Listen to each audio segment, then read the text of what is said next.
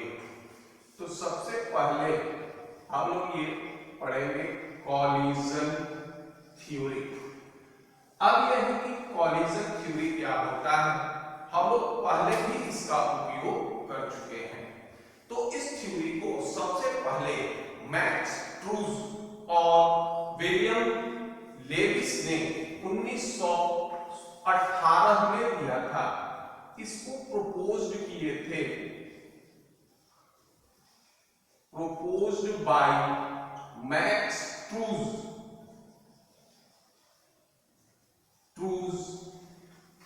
And William Lewis.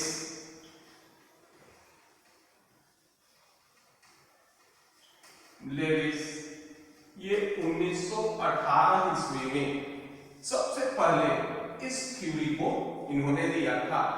ये theory kinetic theory of gases पर आधारित है।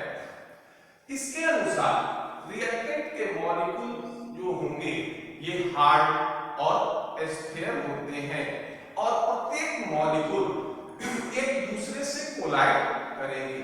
तो जब ये कोलाइड करते हैं तो मॉलिक्यूल की एनर्जी बढ़ेगी, क्योंकि एक मॉलिक्यूल के न्यूक्लियस और इलेक्ट्रॉन दूसरे मॉलिक्यूल के न्यूक्लियस और इलेक्ट्रॉन इनके बीच परस्पर या म्यूचुअल रिपल्सन का फोर्स वर्क करता है, जिसके कारण इसकी ऊर्जा बढ़ जाती है। और ये ऊर्जा अलग अलग बढ़ेंगे क्योंकि अलग अलग मॉलिक्यूल्स के रिएक्टेंट ये अलग अलग कोलाइड करते हैं। ये कहा गया है कि अगर मान लीजिए कोई बाइनरी इक्वेशन हो, बाइनरी इक्वेशन का मतलब ये होता है कि वैसा रिएक्शन जिसमें दो रिएक्टेंट हो, जैसे मान लेते हैं एक रिएक्टेंट A है और दूसरा रिएक्टेंट B है। तो अगर दो रिएक्टेंट होते हैं तो इनका कॉलिजन ये होता है number of collision frequency. Number of collision frequency होता है 10 to the power 25 to 10 to the power 28। यानी कॉलिजन फ्रीक्वेंसी कहेंगे कि एक सेकेंड में पर यूनिट वॉल्यूम कॉलिजन की संख्या, या ये कह सकते हो कि number of collision that takes place per second per unit volume. Collision frequency कहते हैं हम लोग number of collision that takes place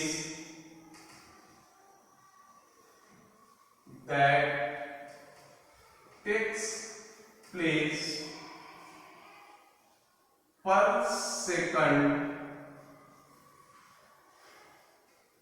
पर यूनिट वॉल्यूम।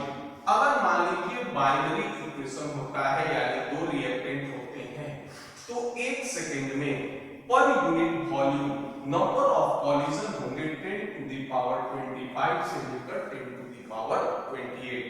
ये संख्या काफी अधिक होता है। अगर मान लीजिए रिएक्टेंट आपस में टक्कर करें और सभी टक्कर प्रोडक्ट के फॉर्मेशन के लिए उत्तरदायी हो जाए, तो चूंकि ये संख्या काफी अधिक है तो कोई भी रिएक्शन फ्रैक्शन ऑफ सेकंड में समाप्त हो जाएगा। लेकिन हम लोग जानते हैं कि ऐसा संभव नहीं होता। कोई भी रिएक्शन, कुछ रिएक्शन को छोड़कर बाकी सारे रिएक्शन ये कुछ पूर्ण होने में समय लेते हैं। इसका सीधा मतलब ये होगा कि ये जो रिएक्टेंट के मॉलिक्यूल आपस में टक्कर करते हैं, ये सारे के सारे टक्कर प्रोडक्ट के फॉर्मेशन के लिए उत्तरदायी नहीं होते। तो जब रिएक्टेंट के मॉलिक्यूल टक्कर करते हैं तो इनके बीच या इनकी ऊर्जा में वृद्धि होती है और एक लिमिट एनर्जी होता है, जिसको नाम देते हैं थ्रेशोल्ड एनर्जी। तो जो रिएक्टेंट के मॉलिक्यूल थ्रेशोल्ड एनर्जी को पार कर जाते हैं वो प्रोडक्ट में परिवर्तित होने के लिए उत्तरदायी होते हैं, या ये कह सकते हैं कि वो प्रोडक्ट में परिवर्तित होंगे। और आफ्टर कॉलिजन जो रिएक्टेंट के मॉलिक्यूल थ्रेशोल्ड एनर्जी को पार नहीं करते वो प्रोडक्ट में परिवर्तित नहीं होते हैं। तो जो रिएक्टेंट के मॉलिक्यूल कॉलिजन के पश्चात थ्रेशोल्ड एनर्जी को पार करते हैं और उस टक्कर को नाम देते हैं हम लोग इफेक्टिव कॉलिजन करते हैं, इसको नाम देते हैं इफेक्टिव कॉलिजन, इफेक्टिव कॉलिजन्स कहेंगे। तो जो रिएक्टेंट के मॉलिक्यूल यही करते हैं कि जो इफेक्टिव कॉलिजन होगा वही प्रोडक्ट के फॉर्मेशन के लिए उत्तरदायी होगा। It is responsible for formation of product। ये जो होंगे सिर्फ इफेक्टिव कॉलिजन यही प्रोडक्ट के फॉर्मेशन के लिए उत्तरदायी होंगे, और जो टक्कर अनइफेक्टिव होगा वो प्रोडक्ट के फॉर्मेशन के लिए उत्तरदायी नहीं होगा। अब यहां तक कुल सारांश ये था कि रिएक्टेंट के मॉलिक्यूल आपस में टक्कर करते हैं, इनके टक्करों की संख्या काफी अधिक होती है, और इतनी अधिक संख्या होने के कारण कोई भी रिएक्टेंट के मॉलिक्यूल अगर पूर्ण रूप से टक्कर करते हैं, वो टक्कर की संख्या 10 टू द पावर 25 से 10 टू द पावर 28 होता है। अगर ये पूरे के पूरे टक्कर प्रोडक्ट के फॉर्मेशन के लिए उत्तरदायी होंगे तो कोई भी रिएक्शन फ्रैक्शन ऑफ सेकंड में पूरा हो जाएगा। लेकिन ये पाया जाता है कि ये रिएक्शन इतने फास्ट नहीं होते। इसका सीधा अर्थ ये निकालते हैं कि पूरे का पूरा टक्कर प्रोडक्ट के फॉर्मेशन के लिए या प्रोडक्ट के निर्माण के लिए उत्तरदायी नहीं होता।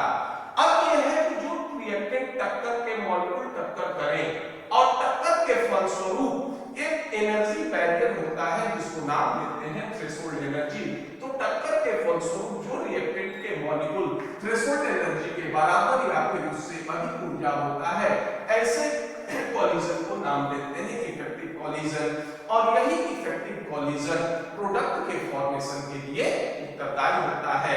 और टोटल टक्कर के रिस्पांस या टोटल टक्कर के विद रिस्पेक्ट इफेक्टिव कॉलिजन की संख्या काफी कम होती है। अब मान लेते हैं, एक एग्जांपल लेते हैं, एक बाइनरी रिएक्शन है जिसमें ए और बी ये मिलकर प्रोडक्ट का निर्माण करते हैं, और ये रिएक्शन ये कह सकते हैं सिंपल मॉलिक्यूलर रिएक्शन है, सिंपल मॉलिक्यूलर रिएक्शन है, या फिर इसको ये भी कह सकते हो कि एलिमेंट्री रिएक्शन है। एलिमेंट्री रिएक्शन याद कीजिए, वैसे रिएक्शन को कहते हैं जो एक स्टेप में हो, यानी जितने भी रिएक्टेंट इसमें होंगे सारे एक ही बार कॉलिजन में भाग लेंगे। अब ये है कि इसमें एक टर्म Z ये कहलाता है हमारा क्या, कॉलिजन फ्रीक्वेंसी, ये कहलाता है कॉलिजन फ्रीक्वेंसी। देखिए कॉलिजन फ्रीक्वेंसी को हमने क्या डिफाइन किया था, number of collision that takes place per second per unit volume, यानी इकाई समय में इकाई आयतन में कॉलिजन की संख्या। अब ये दोनों रिएक्टेंट के मॉलिक्यूल इतना कॉलिजन करेंगे, ये कॉलिजन हो सकता है 10 टू द पावर 25 से लेकर 10 टू द पावर 28 तक। अब एक टर्म होगा जिसको नाम देते हैं, कहते हैं F, ये है फ्रैक्शन ऑफ मॉलिक्यूल, ये इंडिकेट करेगा fraction of molecules whose collision are effective, whose collision are effective, यानी वे मॉलिक्यूल की संख्या जो थ्रेशोल्ड एनर्जी के बराबर या थ्रेशोल्ड एनर्जी से अधिक ऊर्जा रखते हैं। अब यही दोनों प्रोडक्ट के फॉर्मेशन के लिए उत्तरदायी होंगे। अब जैसे मान लो सपोज करो कि ये हमारा कॉलिजन फ्रीक्वेंसी मान लीजिए 1 है, ठीक। अब मान लीजिए ये होता है कि इसका 1/50वां भाग या 1/50 ये हमारा क्या हो जाएगा, ये 1/50 हो जाएगा इफेक्टिव कॉलिजन की संख्या। तो अब प्रोडक्ट कितना बनेगा, 1/50 मॉलिक्यूल ही, यानी आधे मॉलिक्यूल ही प्रोडक्ट के फॉर्मेशन के लिए उत्तरदायी होंगे। और ये हो जाएगा कितने के बराबर, ये हो जाएगा rate of reaction equal to minus dx upon dt बराबर हो जाएगा किसके z इंटू f के। यहां z टोटल कॉलिजन हो गया, f क्या हो गया, f हो गया fraction of molecule whose collision are effective, या वैसे मॉलिक्यूल जो इफेक्टिव कॉलिजन करते हैं। ये दोनों प्रोडक्ट के फॉर्मेशन के लिए उत्तरदायी होंगे। हम एक काइनेटिक थ्योरी ऑफ गैसेस में पढ़े थे। According to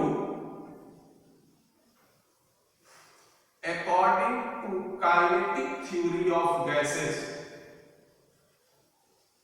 kinetic theory of gases, the fraction of molecules having energy, the fraction of molecules having energy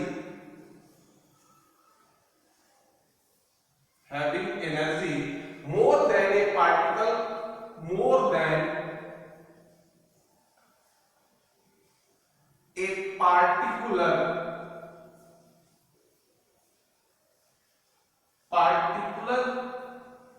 energy E at temperature T is given by Boltzmann factor,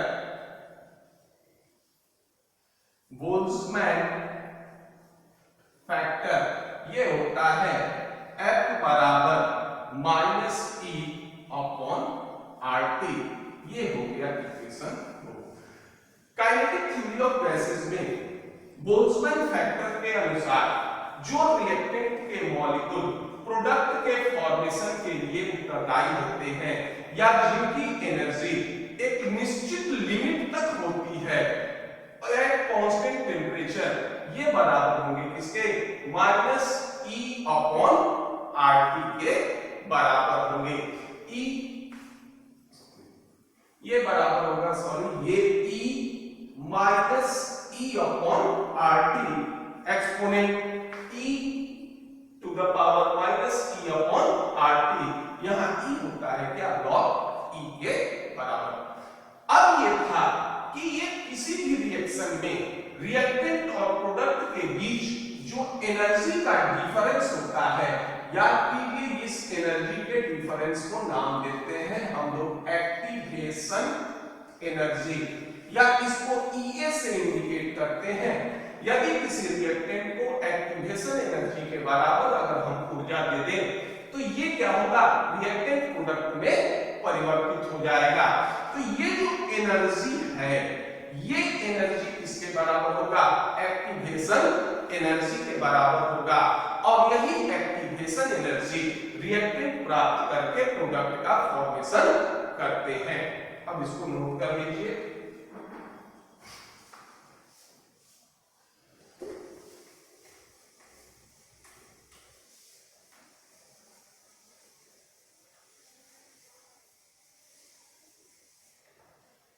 तो अब इस सूत्र को हम लिख सकते हैं, F बराबर ये होगा E minus EA upon RT, minus EA upon RT। अब F का मान समीकरण 1 में रख देते हैं, substituting the value of F in equation 1। Equation 1 में F का मान रख दीजिए, तो ये हो जाएगा आपका rate of reaction equal to Z और F की जगह E minus EA upon RT। Rate of reaction equal to Z minus EA upon RT, ये हमारा इक्वेशन हुआ। लेकिन ये पाया गया कि ये जो इक्वेशन थे, ये इक्वेशन सिर्फ एलिमेंट्री रिएक्शन के लिए या सिंपल मॉलिक्यूलर रिएक्शन के लिए एप्लीकेबल होते थे। ये कह सकते हैं कि it is only applicable with simple molecular reaction, ये सिंपल मॉलिक्यूलर रिएक्शन के लिए उत्तरदायी होते थे, ये कॉम्प्लेक्स रिएक्शन के लिए उत्तरदायी नहीं होते थे। या फिर ये कह सकते हैं कि अगर कोई कॉम्प्लेक्स रिएक्शन हो तो उस स्थिति में सिर्फ इफेक्टिव कॉलिजन ही प्रोडक्ट के फॉर्मेशन के लिए उत्तरदायी नहीं होते थे। तो किसी भी रिएक्शन में दो चीज होता है, एक होता है बॉन्ड ब्रेकिंग और दूसरा होता है बॉन्ड मेकिंग।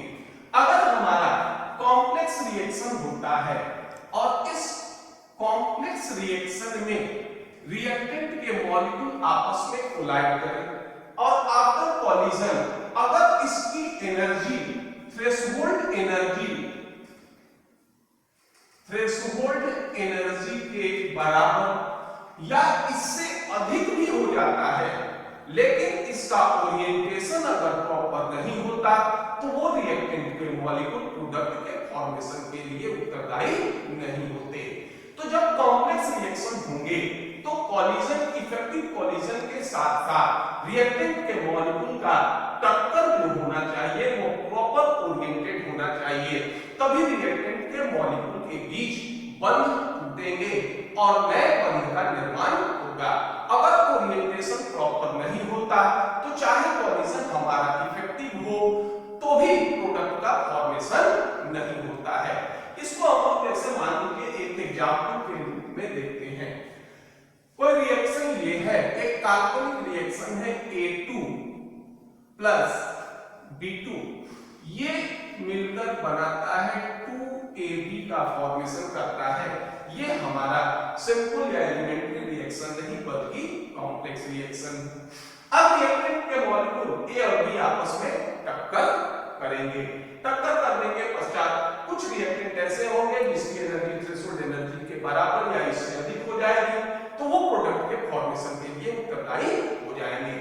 अब मान लीजिए ये स्थिति है, सपोज करो कि ये हो गया A2 और ये मान लीजिए ये हो गया आपका B2।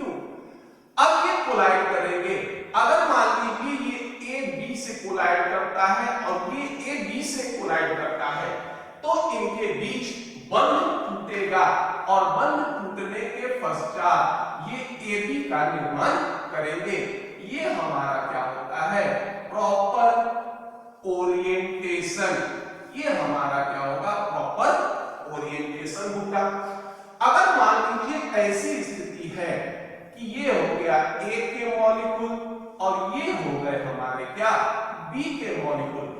अब ये मान लीजिए इस तरह से कोलाइड करें तो ये ओरिएंटेशन क्या होगा, इम्प्रॉपर ओरिएंटेशन होगा और इस स्थिति में नो प्रोडक्ट फॉर्म,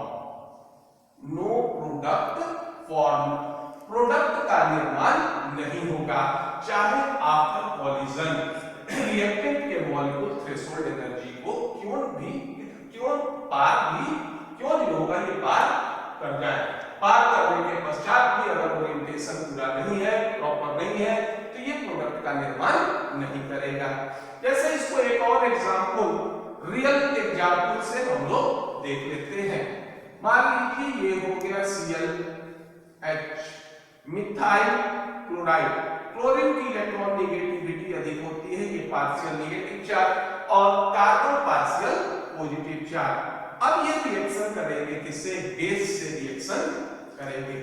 अब देखिए यहां स्थिति ये है कि अगर HO के मॉलिक्यूल ये कोलाइड कर रहे हैं किससे, ये मान लीजिए कोलाइड कर रहे हैं हाइड्रोजन से, ठीक। हाइड्रोजन से कोलाइड करेंगे तो हाइड्रोजन और इसके बीच किसी तरह का कोई इंटरैक्शन विशेष नहीं होता, क्योंकि कार्बन से जुड़ा हुआ हाइड्रोजन ये हमारा क्या होता है, नॉन पोलर होगा। अब ये डॉटेड लाइन इंडिकेट करता है कि बॉन्ड का ब्रेकिंग भी अभी पूरा नहीं हुआ और बॉन्ड का निर्माण भी पूरा नहीं हुआ। अब ये कोलाइड करके ये बना दीजिए, ये बन गया हमारा कंपाउंड और ये Cl- निकल गया। ये टक्कर हो जाता है, मान ये होगा आपका प्रॉपर ओरिएंटेशन। अब मान लीजिए रिएक्टेंट के मॉलिक्यूल इसके साथ ऐसी स्थिति हो जाए, या H O ये हो गया नेगेटिव, Cl मान लीजिए इसके सामने आ जाए, तो जब Cl माइनस इसके सामने आएगा तो इस Cl पर भी इलेक्ट्रॉन का घनत्व अधिक होगा, इस पर भी, और Cl पर भी इलेक्ट्रॉन का घनत्व अधिक होगा। इनके बीच क्या होगा, ये एक दूसरे को विकर्षित करेंगे और इस विकर्षण के फलस्वरूप ये एक दूसरे के नजदीक नहीं आएंगे। ये ओरिएंटेशन हमारा क्या होता है, इम्प्रॉपर होता है, और इसके कारण ये सीधा कर सकते हैं प्रोडक्ट डज नॉट फॉर्म, इससे प्रोडक्ट का निर्माण नहीं होगा। तो इफेक्टिव कोलिजन के साथ साथ ये प्रॉपर ओरिएंटेशन भी होना जरूरी है। तो ये रेट ऑफ रिएक्शन, ये हो गया हमारा क्या, ये हो गया टोटल कोलिजन की संख्या, ये हो गया इफेक्टिव कोलिजन का फ्रैक्शन। अब इसमें प्रॉपर ओरिएंटेशन का भी फ्रैक्शन हम लोग जोड़ देते हैं, इसको नोट कर लीजिए।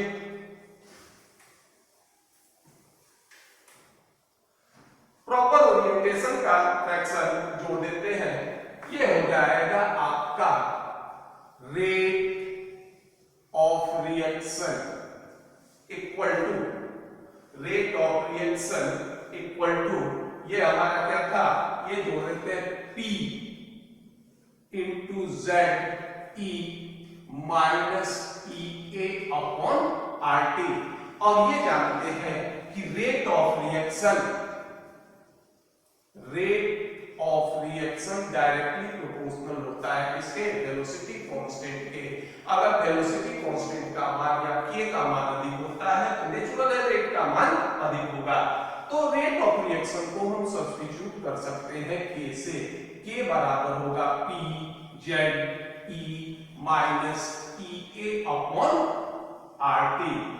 अब यहाँ ये हमारा किस चीज को इंडिकेट करेगा, ये इंडिकेट करेगा रेट कांस्टेंट या फिर वेलोसिटी कांस्टेंट को इंडिकेट करेगा।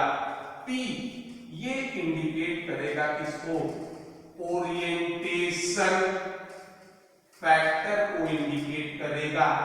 Z क्या इंडिकेट करेगा, ये इंडिकेट करेगा कॉलिजन फ्रीक्वेंसी को इंडिकेट करेगा। EA ये इंडिकेट करेगा एक्टिवेशन एनर्जी को इंडिकेट करेगा। R मोलर गैस कांस्टेंट को इंडिकेट करेगा, और T इंडिकेट करेगा किसको, एब्सोल्यूट टेम्परेचर को इंडिकेट करेगा। अब इसको नोट डाउन कर लीजिए। कॉलिजन थ्योरी पढ़े थे, अब हमारा अगला टॉपिक है effect of temperature, effect of temperature on rate of reaction, effect of temperature on rate of reaction, या फिर इसको हम लोग नाम देते हैं आर्हेनियस इक्वेशन भी कहते हैं, इसको हम लोग आर्हेनियस इक्वेशन भी कहेंगे। हम लोग जहां factor affecting rate of reaction पढ़े थे, वहां ये पढ़े थे कि temperature is directly proportional to rate of reaction, यानी अगर हम लोग सामान्यतः तापक्रम बढ़ाएंगे तो रेट ऑफ रिएक्शन में वृद्धि होगी।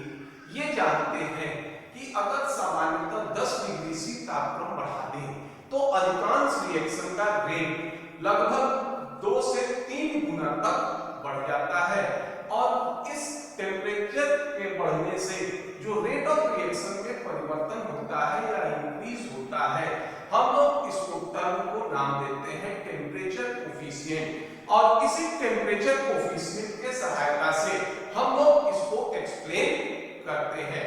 तो सबसे पहले ये देखते हैं कि टेम्परेचर कोफिशिएंट क्या होते हैं। टेम्परेचर कोफिशिएंट, टेम्परेचर कोफिशिएंट होता है rate constant, rate constant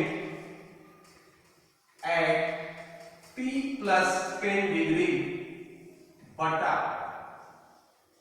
rate constant at T kelvin कर लो।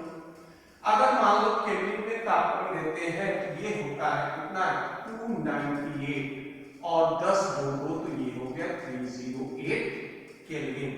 यानी रेट कांस्टेंट का मान 308 केल्विन तथा रेट कांस्टेंट का मान 298 केल्विन। इसके अनुपात को नाम देते हैं टेम्परेचर कोफिशिएंट। हम लोग प्रारंभ में ही जानते हैं कि rate of reaction directly proportional होता है इसके रेट कांस्टेंट के होता है। तो जो रेट कांस्टेंट का मान होगा ये रेट कांस्टेंट का रेट ऑफ रिएक्शन का सब्स्टिट्यूशन हम लोग रेट कांस्टेंट से कर सकते हैं। अब एक साइंटिस्ट जिसका नाम था आर्हेनियस, इन्होंने लगभग 1889 में रेट ऑफ रिएक्शन या ये कह सकते हैं रेट कांस्टेंट और टेम्परेचर के मध्य एक संबंध स्थापित किया और इस इक्वेशन को नाम देते हैं आर्हेनियस इक्वेशन कहते हैं। इसको नाम देते हैं क्या आर्हेनियस इक्वेशन कहते हैं। आर्हेनियस इक्वेशन होगा K equal to A E minus EA upon RT। यह हमारा आर्हेनियस इक्वेशन होता है। अब ये था कि अगर मान लीजिए 10 डिग्री से तापमान बढ़ा देते हैं तो रेट ऑफ रिएक्शन का मान 2 से 3 गुना बढ़ जाता है। इस चीज की व्याख्या पहले कर लेते हैं, इसके बाद इस आर्हेनियस इक्वेशन को आगे बढ़ाएंगे। अब ये था कि कॉलिजन थ्योरी में हमने ये पढ़ा था कि रिएक्टेंट के मॉलिक्यूल आपस में कोलाइड करेंगे और जो रिएक्टेंट के मॉलिक्यूल थ्रेशोल्ड एनर्जी को पार कर जाएंगे वो प्रोडक्ट में परिवर्तित होंगे और थ्रेशोल्ड रिएक्टेंट के मॉलिक्यूल जो थ्रेशोल्ड एनर्जी को पार करते हैं इनका फ्रैक्शन टोटल मॉलिक्यूल की अपेक्षा काफी कम होता है। तो जैसे ही तापमान हम बढ़ाते हैं रिएक्टेंट मॉलिक्यूल की काइनेटिक एनर्जी बढ़ेगी और इस काइनेटिक एनर्जी बढ़ने से fraction of molecule having threshold energy यानी जो रिएक्टेंट के मॉलिक्यूल थ्रेशोल्ड एनर्जी के बराबर एनर्जी या उससे अधिक ऊर्जा रखते हैं इनका फ्रैक्शन बढ़ जाता है और रेट ऑफ रिएक्शन बढ़ जाएगा। इस चीज को हम एक ग्राफ से इंडिकेट करते हैं या एक्सप्लेन करते हैं। मान लीजिए ये हमारा ग्राफ है, ये हो गया एक्स एक्सिस, ये हो गया वाई एक्सिस। एक्स एक्सिस पर हम लोग ये ले लेते हैं काइनेटिक एनर्जी यानी फ्रॉम लेफ्ट टू राइट अगर बढ़ेंगे तो काइनेटिक एनर्जी बढ़ेगा और वाई एक्सिस पर हम लोग ले लेते हैं फ्रैक्शन ऑफ मॉलिक्यूल्स ले लेते हैं। अब मान लीजिए T1 हमारा हो जाए 298 तो T1 पर अगर हम लोग ग्राफ प्लॉट करते हैं तो ये हमारा क्या होगा ग्राफ आता है। मान लीजिए काइनेटिक एनर्जी यहाँ A से इंडिकेट कर रहे हैं तो जिस रिएक्टेंट के मॉलिक्यूल के मॉलिक्यूल की काइनेटिक एनर्जी A से अधिक होगी वो क्या होंगे, वो इफेक्टिव कॉलिजन कहलाएंगे और वही प्रोडक्ट के फॉर्मेशन के लिए उत्तरदायी होंगे। तो रिएक्टेंट के मॉलिक्यूल जिसकी एनर्जी थ्रेशोल्ड एनर्जी के बराबर या अधिक होगी इसका अगर हम फ्रैक्शन काउंट करें तो यही वो फ्रैक्शन होता है रिएक्टेंट के मॉलिक्यूल का जो थ्रेशोल्ड एनर्जी के बराबर या फिर इससे अधिक एनर्जी रखता है। ये हमारा हो गया टोटल फ्रैक्शन। अब टोटल फ्रैक्शन के अनुपात में इसका मात्रा या इसका फ्रैक्शन कितना कम होगा यह हम फिगर से ही इंडिकेट कर सकते हैं और यही मॉलिक्यूल प्रोडक्ट के फॉर्मेशन के लिए उत्तरदायी होंगे। इस ग्राफ से हम एक और चीज देखते हैं कि बहुत कम ही मॉलिक्यूल ऐसे होते हैं जिसकी एनर्जी कम होती है और बहुत कम ही मॉलिक्यूल ऐसे होंगे जिसकी काइनेटिक एनर्जी अधिक होती है। तो अधिकांश मॉलिक्यूल की काइनेटिक एनर्जी जिस रेंज में होगी उसको हम लोग नाम देते हैं क्या मोस्ट प्रोबेबल काइनेटिक एनर्जी। इसको हम नाम देते हैं मोस्ट प्रोबेबल काइनेटिक एनर्जी कहेंगे। ये मान लो हमारा T1 है। अब मान लीजिए तापमान को हम क्या करते हैं बढ़ा देते तापक्रम बढ़ाएंगे तो ये हो गया हमारा T2, ये हो गया आपका मोस्ट प्रोबेबल काइनेटिक एनर्जी। अब देखिए रिएक्टेंट के मॉलिक्यूल जिसकी एनर्जी A से अधिक है वो हमारा क्या था, ये थ्रेशोल्ड एनर्जी से अधिक ऊर्जा रखता था। अब यहां देखिए ये हो गया आपका D था, ये हो गया E और ये हो गया F। अब इसको हम पैरेलल लाइन से इंडिकेट करते हैं। जैसे ही तापक्रम में परिवर्तन बढ़ाते या तापक्रम बढ़ाते हैं वैसे ही मॉलिक्यूल की संख्या जो थ्रेशोल्ड एनर्जी के बराबर या फिर इससे अधिक ऊर्जा रखता है इसका फ्रैक्शन क्या होता है, बढ़ जाता है और रेट ऑफ रिएक्शन में वृद्धि हो जाता है। तो यही तापक्रम में वृद्धि के साथ रेट ऑफ रिएक्शन पे क्या प्रभाव पड़ता है इसको इंडिकेट किए थे आर्हेनियस, और इसको हम नाम देते हैं क्या, आर्हेनियस इक्वेशन। ये जानते थे कि rate of reaction directly proportional होता है रेट कांस्टेंट के, तो ये हो जाएगा K = AE - EA upon RT। यहां K इंडिकेट करता है किसको, ये इंडिकेट करेगा रेट कांस्टेंट को, A इंडिकेट करता है फ्रीक्वेंसी फैक्टर या प्री एक्सपोनेंशियल फैक्टर भी इसको कहेंगे। तो फ्रीक्वेंसी फैक्टर ये होता है कि एक इकाई समय में, इकाई आयतन में रिएक्टेंट के मॉलिक्यूल के द्वारा टक्करों की संख्या, या ये कह सकते हो कि number of collision per unit time पर unit volume is called frequency factor. EA को आप जानते हैं, ये इंडिकेट करेगा किसको, ये इंडिकेट करेगा एक्टिवेशन एनर्जी को इंडिकेट करेगा। R बताता है किसको, मोलर गैस कांस्टेंट को बताएगा, और T बताता है किसको, एब्सोल्यूट टेम्परेचर को बताएगा। ये टर्म होते हैं जो इनको एक्सप्रेस करेंगे।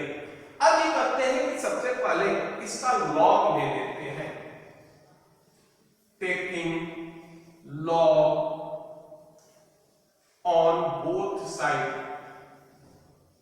ये हो जाएगा ln k बराबर होगा ln a minus EA upon RT।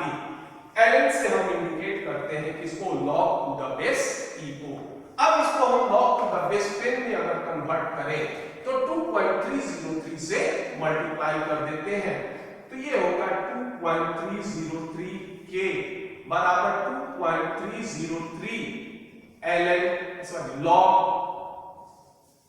ये इस तरह से लिखेंगे 2.303, अब ln नहीं लिखते, log k बराबर 2.303 log a minus EA upon RT।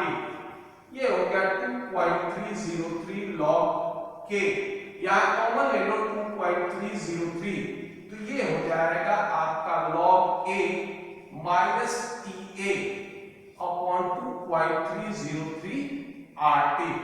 देखिए ये कैंसिल हो गया, ये होगा log k बराबर log a minus EA upon 2.303 RT। चलो इसको हम लोग मान लेते हैं, ये हो गया हमारा समीकरण 1।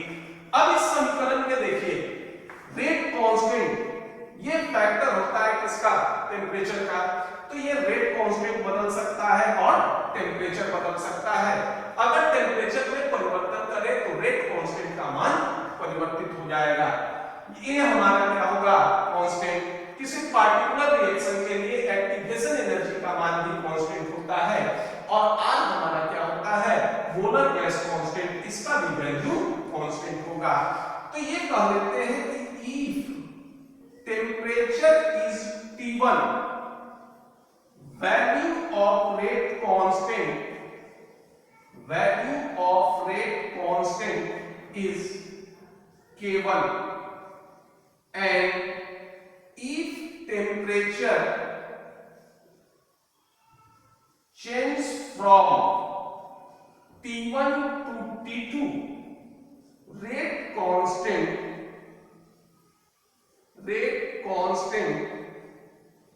Change from K1 to K2, यानी अगर अगर टेम्परेचर T1 हो तो रेट कांस्टेंट का मान K1, अगर मान लीजिए टेम्परेचर T1 से चेंज कर देते हैं T2 में तो रेट कांस्टेंट परिवर्तित हो जाता है किसमें, K1 से K2 में। अब ये वैल्यू समीकरण 1 में रख देते हैं। अब इसको उतार दीजिए, नोट कर लीजिए। अब इसको यहां तक छोड़कर इसको मिटाते हैं।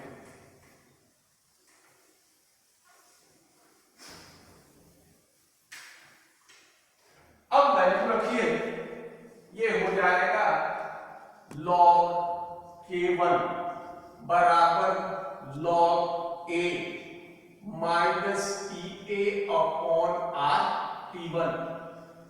इसको मान लो इक्वेशन 2, ये हो गया log K2 बराबर log A minus TA,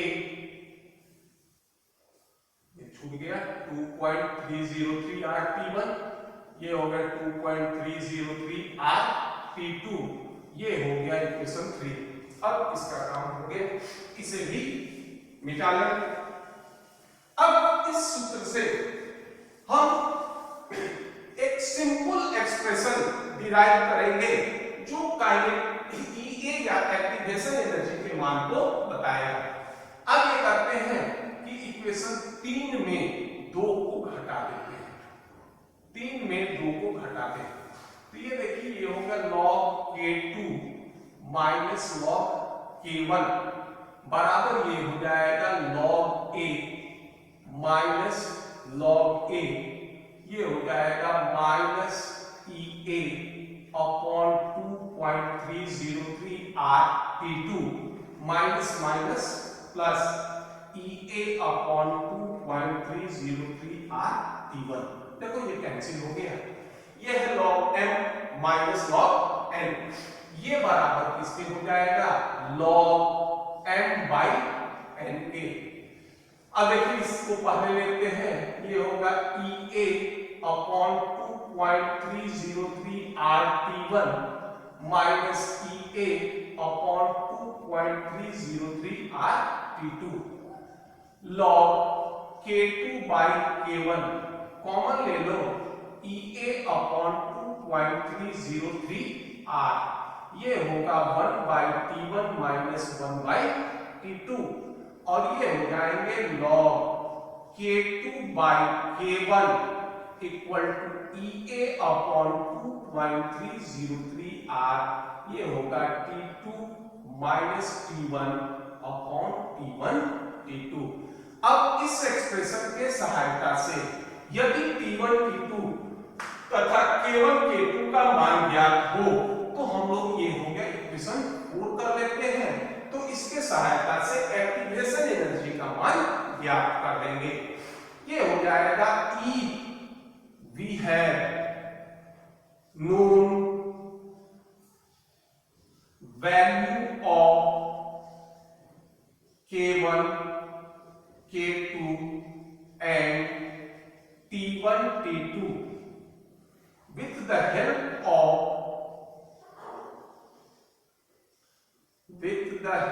of equation 4, value of EA calculated, कि अगर हमको K1 K2 T1 T2 का मान ज्ञात हो तो इक्वेशन 4 के सहायता से हम लोग क्या करेंगे, एक्टिवेशन एनर्जी का मान ज्ञात कर देंगे। अब देखिए एक और तरीका होता है जिसको हम लोग नाम देते हैं ग्राफिकल मेथड। इस ग्राफिकल मेथड से भी हम एक्टिवेशन एनर्जी का मान ज्ञात कर लेते हैं। देखिए हमने लिखा था क्या, फ्रॉम इक्वेशन 1 ये था, याद करो log K बराबर था log A minus EA upon 2.303 RT। अब देखिए इसको हम इस तरह से लिखते हैं, log K इसको पहले ले आते हैं, ये हो गया EA upon 2.303 R 1 by T